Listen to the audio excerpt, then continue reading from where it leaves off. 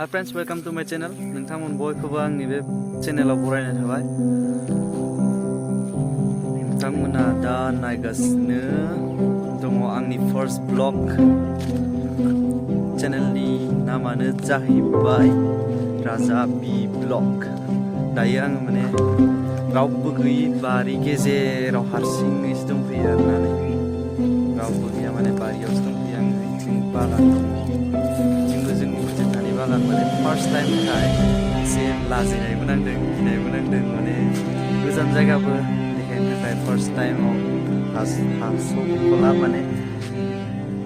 ओंखायनो मा होनो दुब्लि गेजेरावनो माने फैनानै भिडिअखौ बनाय फैबाय। फार्स्ट टाइम माने नोंथांमोना नायलांदो, आंखौ अननानै सापर्ट खालामलांबाय थादो।